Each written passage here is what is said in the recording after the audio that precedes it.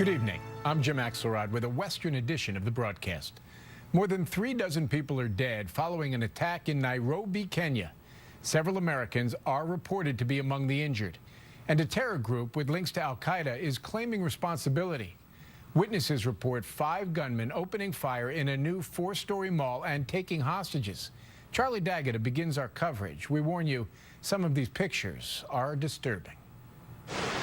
Police scrambled for cover as gunshots rang out at an upmarket shopping mall in Nairobi. Inside, the mall, popular with Westerners, was under siege. Witnesses said a group of men armed with automatic weapons stormed the shopping center and shouted that anybody who was a Muslim could leave. They then started spraying gunfire and lobbing grenades into crowds. These graphic pictures of the aftermath show elderly people, women, and children among the dead. Mall worker Sujar Singh said police were no match for the gunman. I saw a guy by the main entrance. I think he was shot. I went to help him. This guy shot at me. He missed me. Terrified shoppers took cover for hours, trying to make their escape any way they could, even crawling through air vents.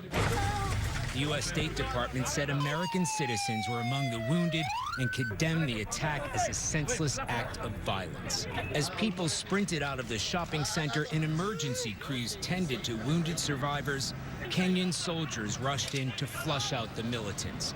But for the dozens dead and more than 150 wounded, it was already too late. The al-Qaeda-linked Somali militant group al-Shabaab has claimed responsibility for the massacre. The group said it repeatedly warned Kenya to pull back its troops out of Somalia or face severe consequences. And Jim, tonight they warned more attacks are on the way. Charlie, thank you. Let's bring in our senior national security analyst, Juan Zarate in Washington. Juan, Charlie D'Agata is just reporting that the al-Qaeda affiliate al-Shabaab is claiming responsibility. What can you tell us about this group? Well, al-Shabaab is an affiliate of al-Qaeda that has been operating in Somalia for a number of years. It's been fighting for control of Mogadishu and parts of Somalia, but it has acted outside of Somalia, not just in Kenya, but also in Uganda. It has also served as a source of recruitment for Westerners, which has raised concerns for American authorities.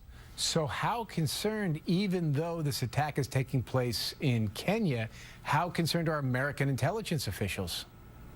Well, they're very concerned because this is one of several al-Qaeda affiliates that are flexing their muscles, creating havoc regionally, but also serving as a source of radicalization and recruitment for Westerners, including Americans.